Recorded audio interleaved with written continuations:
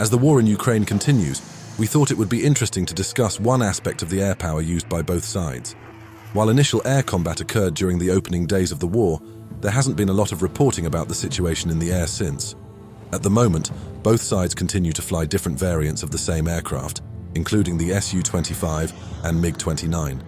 But one of the lesser-seen jets has been the Sukhoi 27, an aircraft which both sides have continued to use since the 1980s. We will make a brief comparison between both sides and how their Su-27s compare.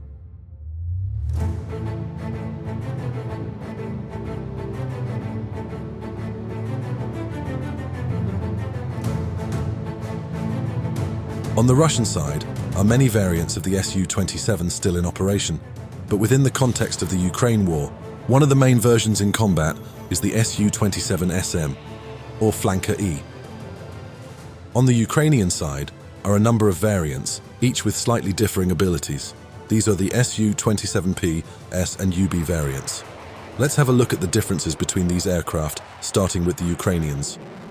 Beginning in 1991 with the dissolution of the Soviet Union, Ukraine inherited a fleet of Russian aircraft. Among them were roughly 70 Su-27s. Having issues with sourcing parts, half of the inventory was grounded and 6 of these were supposedly sold off. Today, it is reported that Ukraine is operating a total of 34 serviceable Su-27s. These early variants were at a clear disadvantage against more contemporary fighters, namely due to the lack of a modernized radar, multifunction displays, and the ability to use active radar-guided missiles. From 1991 to 2014, the Ukrainian Su-27 fleet was made up of 3 sub-variants, the Su-27 UB, S and P. 3 upgrade programs were initiated in 2014, although these were limited in scope. The goal was to modernize these aircraft and bring them up to NATO standards. These would be the Su-27 UB-1M upgrade for the Su-27 UB, the Su-27S-1M for the Su-27S, and the Su-27P-1M for the Su-27P. It is also possible that since the start of the war, other upgrade programs occurred without public announcement. The biggest problem with these aircraft is that they lack fully integrated active radar systems. Most appear to retain support for earlier semi-active radar-guided missiles. This is a key difference from the Russian aircraft, and we will get into the details a bit later. On the Russian side is the SM variant, the only Su-27 known to regularly operate in this current war. The SM variant offers several crucial improvements. Firstly, it is outfitted with modern multifunction displays, clearing much of the analog cockpit clutter found in previous versions. This is driven by a more powerful computer, integrating a better electro-optical system and an upgraded radar. This upgraded mission computer allows the radar to generate synthetic aperture terrain mapping and maritime target acquisition. Upgraded engines are also equipped on some models, whilst all SM variants can use laser-guided bombs and several air-to-surface missiles, including the KH-31 and KH-29. 2 sub-variants, the SM-2 and SM-3, also exist, with slight upgrades as well. A key advantage held by the Russian variant is its ability to carry active radar-guided missiles. The most dangerous of these is the R-77, a BVR missile designed to compete with the AIM-120C. Other common loadouts include the active R-27EA and R-27ET infrared optical for medium range, and the R-73 Archer for close range. As highlighted by a Ukrainian MiG-29 pilot, the R-77 missile has given these Russian jets a distinct advantage. So we see that the most important difference between the Ukrainian and Russian Sukhoi 27 variants is the integration of active radar-guided missiles. In modern combat, this is a necessary capability. The reason is simple. Ukrainian aircraft, with their semi-active radar-guided missiles, require the launch aircraft to maintain lock with the target until the missile hits. The missile's onboard computer cannot track the target on its own.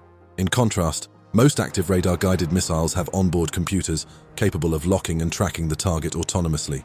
So, an aircraft equipped with active radar missiles can launch and then break away to go defensive. An aircraft with semi-active missiles cannot. They must hold lock with their aircraft, which usually means continuously flying towards the target, as the radar gimbal can only rotate so far.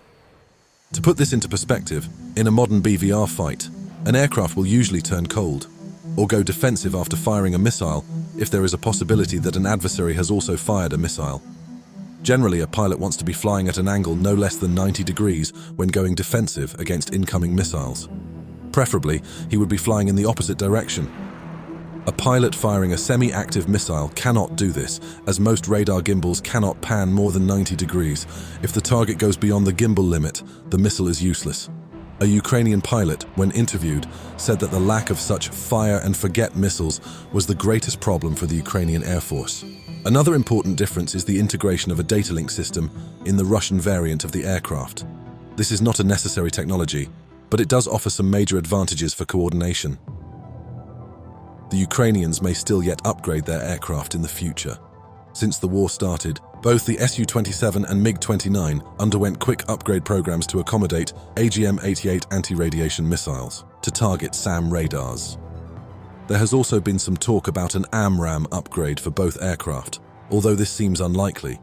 Integrating such weapons as AIM-120s into an Eastern Bloc aircraft would cost a considerable amount of time and money, as it would not only entail producing new equipment specifically for both the MiG and Sukhoi, but could also require radar upgrades and such. With all of this considered, it is easy to see just how important the Russian upgrade programs have been for keeping the Su-27 current. For Ukrainian pilots, no amount of skill or training can improve radar capability or missile tracking. The arrival of the F-16 in Ukraine may change this balance, although it is difficult to say. The F-16s being delivered, midlife upgrade AB models, are older than the Russian Su-27SMs, though they will at least have active guided missile capabilities. The challenge will then be utilizing older AMRAAMs with their 50-mile range against the 80 to 100-mile range of the R-77.